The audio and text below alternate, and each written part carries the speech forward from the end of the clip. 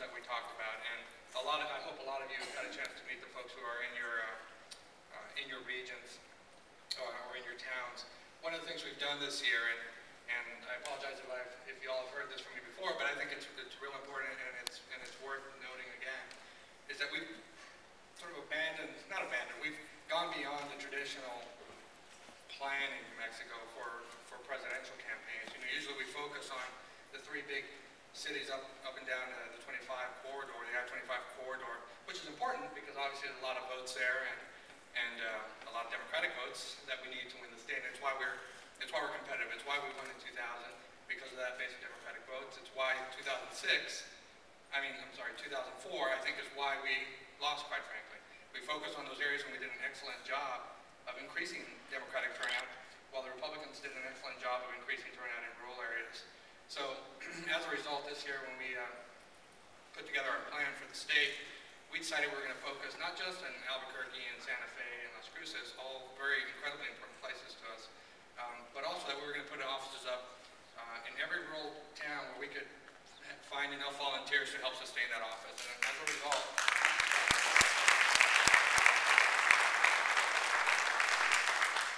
and it's not just a decision we made on our own. I mean, we talked to folks here, we talked to a lot of the electeds around the state, a lot of statewide, talked to the chairman about how best to set up our organization. And as a result, today just this week, we opened our 36th office in New Mexico, which is unheard of. I mean, I think that's a huge accomplishment. And I say that, except I always caution everybody when I'm telling them how large our organization is. And yes, it's impressive and all that, and I'm glad that we have the resources to put together that kind of an organization. But quite frankly, unless those offices are functioning at the level at which we need them to function, which means that we need to have volunteers in there making phone calls, knocking on doors. I mean, we all know why we need to do this. Now it's a matter of reminding everybody else, not just that they're Democrats and how important this race is, but that they need to get out and vote, whether that's through early voting or voting by mail or on election day. Our entire program is built around sort of community organizing, and I know some folks like Sarah Palin maybe don't think it's a good idea. But we think that's exactly how we see ourselves when we open an office in Raton or in Hatch or in Chama or in Hobbs or Roswell or Clovis, wherever it might be.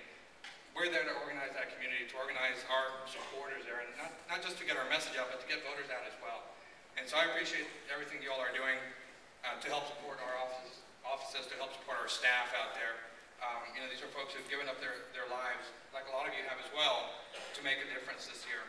And I'm humbled to be able to work with such a talented group of folks that we have working for us here in New Mexico, and to have the opportunity to work with all of you as well. I know that I'll tell you, we work really hard and we have long hours. You don't know what it's like, and we push hard to get Senator Obama, to get certain high-profile surrogates into the state, because we see those as organizing opportunities. Yes, it's great that we get the press, it's great that we go into a community, but what we got out of going to Española this week, which was unprecedented, we had, by the way, the paper said 9,500, the fire marshal told us later in the day that it was closer to 11,000 people in Española.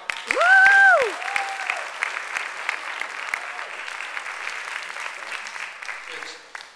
I'm thrilled that all those people got to see Senator Obama speak and that they were part of the program, because I think we can then go back to all those folks and ask them to go knock on their neighbors' doors, to pick up the phone and make phone calls, to become part of our volunteer program, which is what we're absolutely all about. I mean, you're already seeing the TV ads and you're hearing the radio, both in English and Spanish. I mean, we have a very heavy rotation. Some of you might be tired of some of the ads already around the state, in every region of the state, and it's only increasing as we get closer to early vote here. And you'll start hearing messages, not just comparative messages or issue pieces. You'll start hearing a lot more about voting by mail, about early voting, because we think it's really, as you all know, most of you know, half the vote in New Mexico comes in early, whether it's vote by mail or early vote. We're committed to not only keeping it at half, but increasing that so we have fewer voters to turn out on election day. We think that starting first day of early vote is our first day of GOTV in the state. So that gives us 2 weeks, 2 full weeks to turn voters out. And again, it's why we need volunteers. It's why we need people making phone calls, why we need people signing up to go canvassing for us. We have a really good working relationship with some of the other campaigns. I'm going to introduce John Blair here, who's our political director here in the state, and who a lot of lot of you know already. He's been an incredible asset to the campaign and has built up a good relationship with all the federal candidates that we're working with and local candidates as well. As we move forward here, we're getting to that period where it requires a lot more coordination between us and the campaign so that we're not stepping over each other's toes, and so that we're being productive and all moving in the same direction. John is heading up a lot of that, and I'll let him talk some about what the campaign is doing to coordinate with other folks. And if you all have any questions afterwards, we'll be around and happy to answer those. Thank you very much.